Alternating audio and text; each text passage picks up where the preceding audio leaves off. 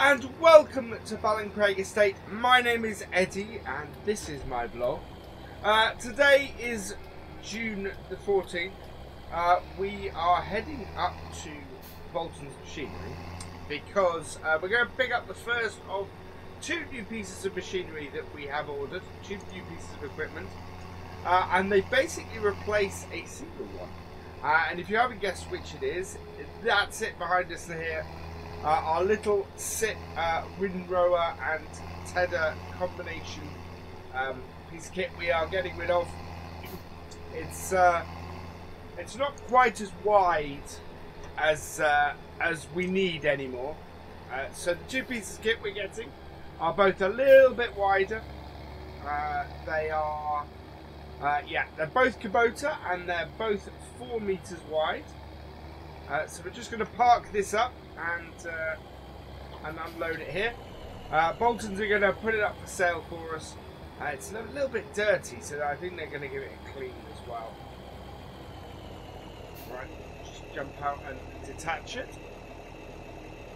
There we go, and detach it. There we are. Right, and then we'll get hooked up to our Kubota here. First of the tedder. First, we're going to grab the tedder because we're going to be using that today.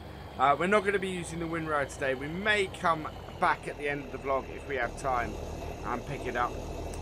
We're going to be doing stuff in field 2 today to start off with, which is down near our new grain store, where our new grain store is being built. So I think we might pop in on that and have a look after we've got field 2 done. We also need to get field 11. Yes, field 11 and field 10 both need doing. Those are the ones you saw me cut last time. Oh no, actually we only cut field 11 last vlog. But we've since cut field 10 and field 2. So those all need tedding. With our wider tedder here, we'll probably get through at least 2 of those fields today.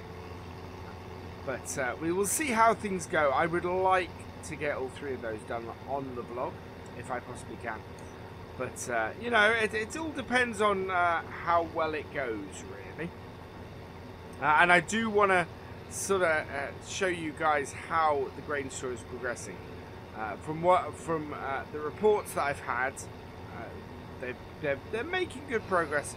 Not built the external tipping point yet, or the external unloading point yet, but they've started to get the sort of the bases of the actual stores in, which is great. Mostly concrete work that they've done at the moment. Going into here. There we go. So this is field 2. Something that somebody asked me in one of the comments,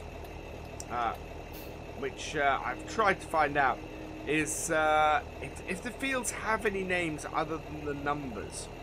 So I did ask my grandfather, and he couldn't think of any names on any of the fields. So it might be an interesting thing to do, actually, rather than going around and saying, "Oh, this is field 2," or this is field 11.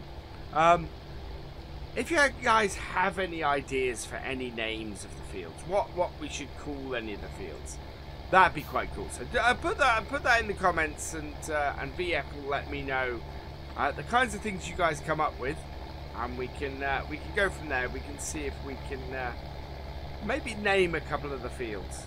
I think would be quite good. Because yeah, I do tend to call them numbers, and it's not always, well, I call them by their numbers. But it's not always easy to remember exactly which number field was where, and yeah, for you guys it probably doesn't mean an awful lot sometimes when I say, oh, that's field 11, whereas if I would say to say, oh, that's the old piggery or something like that, that would be that would work, you know, a lot better, and it would help us all keep track of where I'm working on the farm at any given time. But yeah, I think that'd be quite good.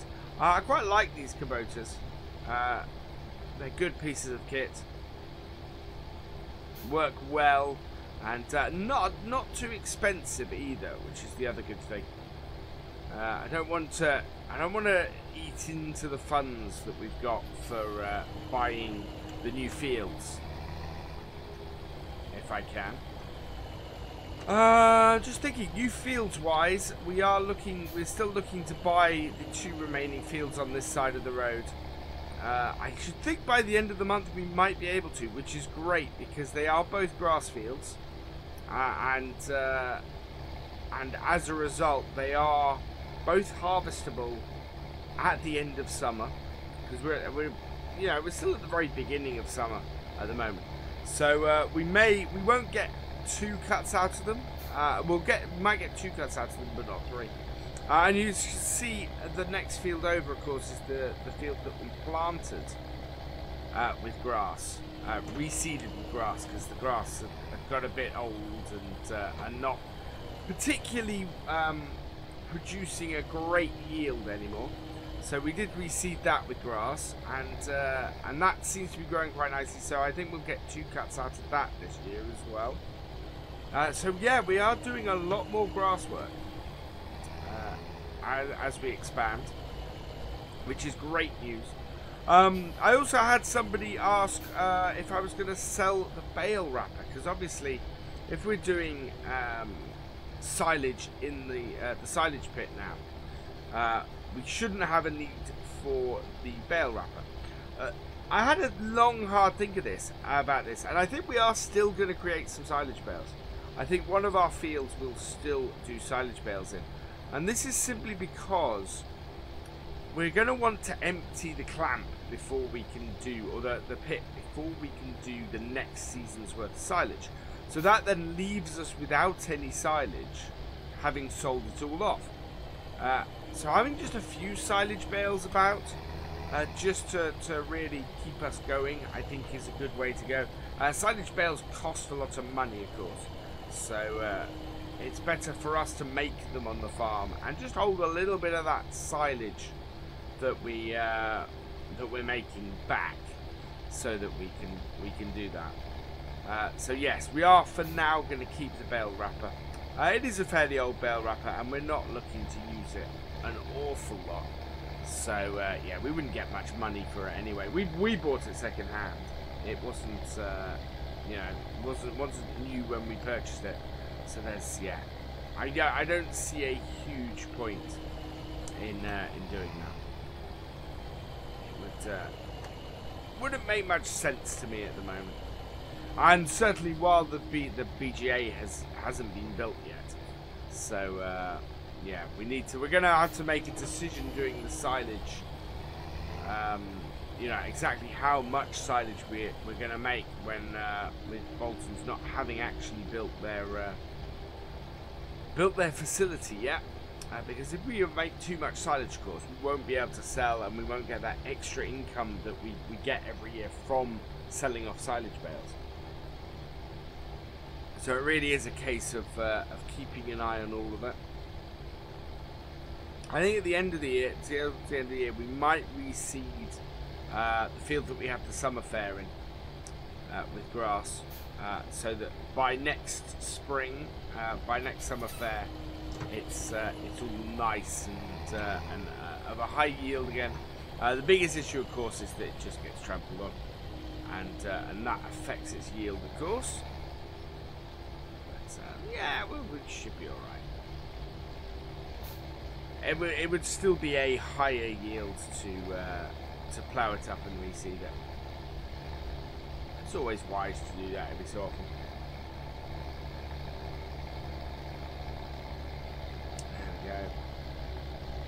It's not going to take us too long to do this field. I think I think today we're going to get this and field 11 done. I will head up to field 10 after I've recorded the video, and go and get that done as well.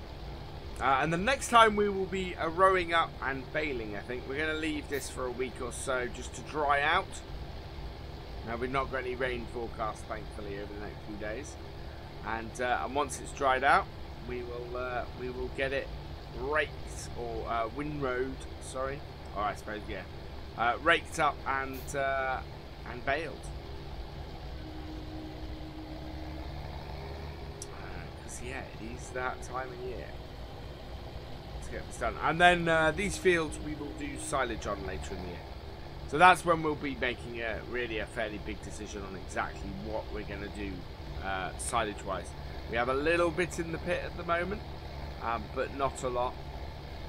And I kind of want to decide exactly what I'm doing, re silage, based on what Bolton's do. I believe they've got planning permission. I'm fairly sure I've said in previous vlogs that I think they've got planning permission. So yeah, it's really work hasn't got started on it yet. They're looking. They always said they were looking to have it up and running by the end of the year. It would be selling off silage would be one of those winter jobs, I think. So yeah, we would look to be doing that over the winter months. And bring in a little bit of extra income when things are a little bit depressed on the farm.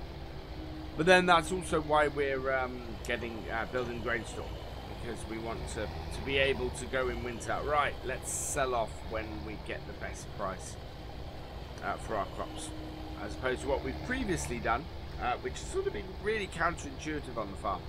Of sort of, well, it's not been a massively arable operation before. But just sort of sold it as soon as we've harvested it, because we're only interested in the straw. With bringing the farm back from the brink, I've always said, yeah, we are going to have to get a much larger arable element in. Otherwise, the farm just doesn't pay its way. We're fine a lot of the year off the milk. But there are just months, like the summer, like when we're calving, that our milk production drops a lot. And the similar sort of thing happens during winter. They don't produce quite so much milk. So we need to then try and supplement that income, and having the arable stuff ready to sell in the winter months, that just makes sense. That just is going to bring in more cash for us to do that, which is fantastic. So it should mean that all year round the farm has a decent income. Right, around here and up here. Oh, we seem to be very close to another pallet of wool as well, which is good. I'm going to close this gate because, as we discovered last time, the easiest thing for us to do to navigate this field is to have the gate closed. We won't hit it then with our tether. When we cut originally, it looks like we started cutting a little bit off the field. So, yeah, you see the gate would be here. Unhook that. Turn it on, drop it down, and away we go. Fantastic. So, yeah. This will get us in a great position to get all of this done, all of this nicely rode up and baled up next time. The rim wearing, I'm hoping, isn't going to take too long. I'd like to sort of get this month's work out of the way on the vlog by well, for you guys I think it would be by the end of the week. For me it's, you know, it's a month's worth of recording, but yeah, I'd like to do it by the basically I'd like to do 2 more vlogs at most on this year's hay. But we'll see how we go. We'll see how much we can get done. As I said, we're doing a lot more grass work these days, so it is a case of how much of it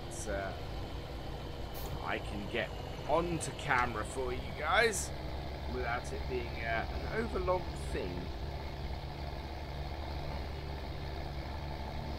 I want you to be able to see as much work on the farm, of course. This tedder is working very nicely. I can see the grass drying out already, which is awesome. Obviously won't be ready for a few days. Needs to lay here and get properly dried out. But I can see a shift in the colour of the grass, as you guys probably can as well, actually. Puts it well on the way to turning from grass to hay. Yeah, might have to lift up at this point. I think we'll be alright. Yeah, there we go. All good.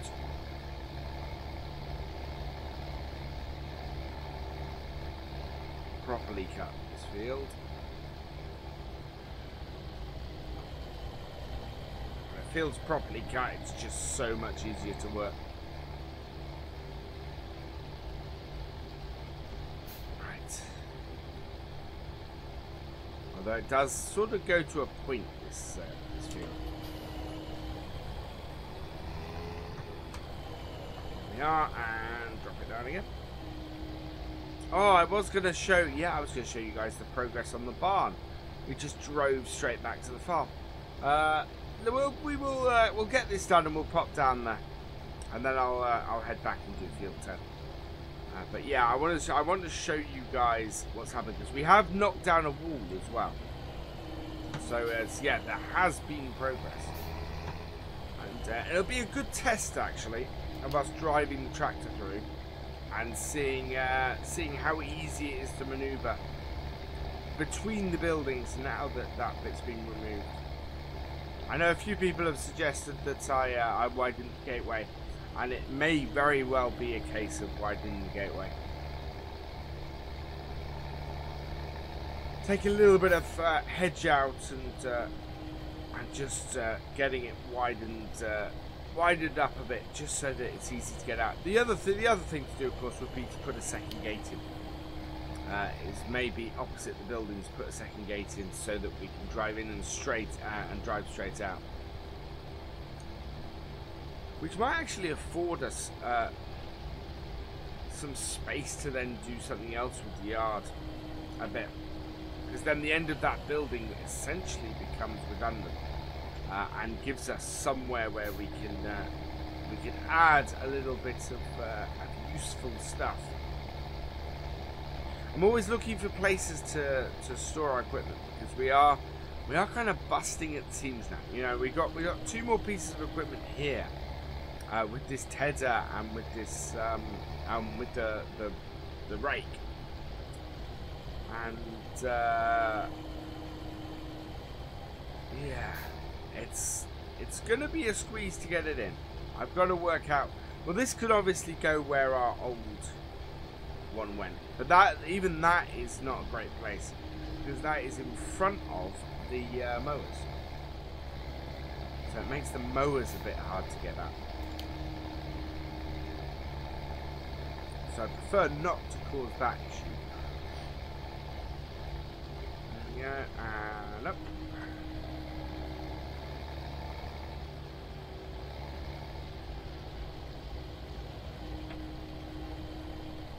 And yeah, we are going to get this done we'll get this field done today, definitely. Now there's not much left. Yeah.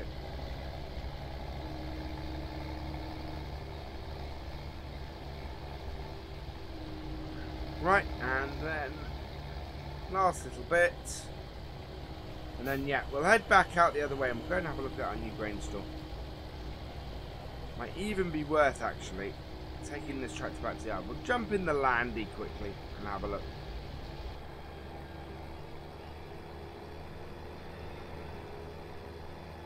Perfect.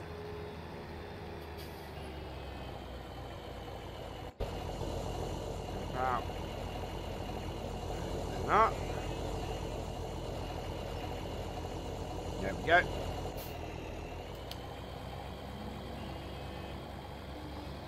Park this in the yard so that we can, so I can head out and do field 10 in a bit. Right, turn this off. just take a short break, and I'll jump in the Land Rover, and yeah, we'll head over there.